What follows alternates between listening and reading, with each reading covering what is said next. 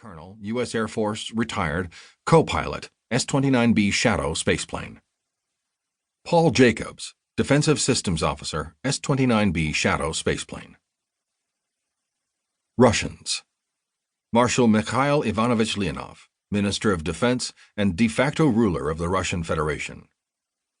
Viktor Kazyanov, Minister of State Security. Daria Titaneva, Foreign Minister. Major General Arkady Koshkin, Chief of the Federal Security Service's Q Directorate. Colonel General Semyon Tikhomarov, Commander of the Aerospace Forces. Major Stepan Grigoriev, MiG-31 pilot. Captain Alexei Balandin, MiG-31 Weapons System Officer. Captain Oleg Panov, Mi-8M TV-5 helicopter pilot. Major Yuri Drachev, Ka-52 Alligator gunship pilot.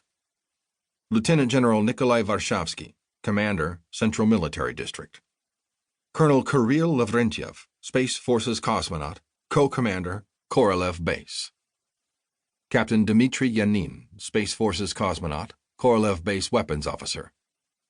Major General Oleg Panarin, Senior Staff Officer for Marshal Leonov. Major Andrei Bezrukov, Space Forces cosmonaut, Korolev Base, expert KLVM pilot. Chinese. Li Jun, President of the People's Republic of China.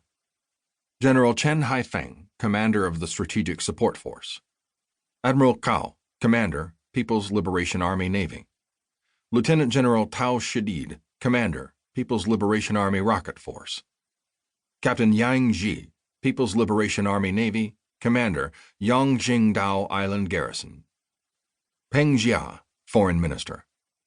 Colonel Tian Fan, Military Taikonaut, Co-Commander, Korolev Base. Major Lu Zhen, Military Taikonaut, Senior Sensor Officer, Korolev Base. Captain Shan Jinai, Military Taikonaut, Junior Watch Officer, Korolev Base. Real-world news excerpts. Helium-3 mining on the lunar surface, European Space Agency, 2007. Unlike Earth, which is protected by its magnetic field, the Moon has been bombarded with large quantities of helium-3 by the solar wind.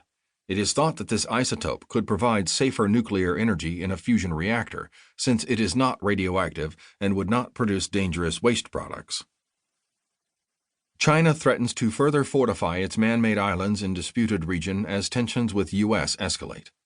The Independent, 9 January 2019.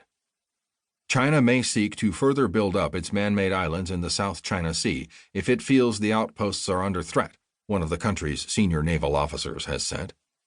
The country reserves the right to do as it pleased on the islands it has created in the strategically vital waterway, which it claims virtually in its entirety, according to Senior Captain Zhang Junshi, a Naval Academy researcher. If our on-island personnel and installations come under threat in future, then we necessarily will take measures to boost our defensive capabilities, he said during a briefing with journalists.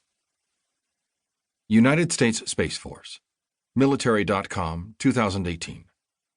On June 18, 2018, President Donald Trump directed the Pentagon to begin planning for Space Force, a sixth independent military service branch to undertake missions and operations in the rapidly evolving space domain. The U.S. Space Force would be the first new military service in more than 70 years, following the establishment of the U.S. Air Force in 1947. Vice President Mike Pence and the Department of Defense released more details about the planned Space Force on August 9, 2018, citing plans to create a separate combatant command, U.S. Space Command, in addition to an independent service overseen by a civilian secretary. Prologue. Taurus Littrow Valley, the Moon. December 14, 1972. For more than 3.5 billion years after lava flows and fire fountains marked its birth, the Taurus Littrow Valley, surrounded by gray hills and massifs, slumbered in airless silence. But over the course of 75 hectic hours, 2 men from Earth, Apollo 17 astronauts Gene Cernan and Harrison Jack Schmitt, broke in on its age-old isolation. On foot and aboard a four-wheeled rover.